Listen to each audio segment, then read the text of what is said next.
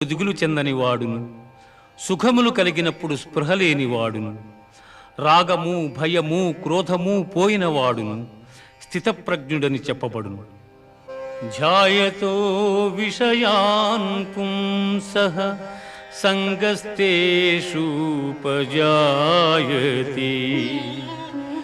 సంగాత్ సంజాయతే కామః కామాత్ క్రోధోభిజాయతే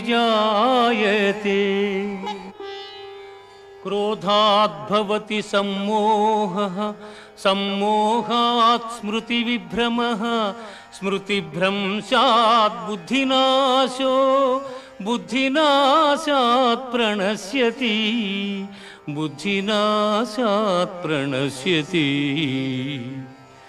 విషయవాంఛలను గూర్చి సదా మననము చేయువానికి వాని యందు అనురాగమధికమై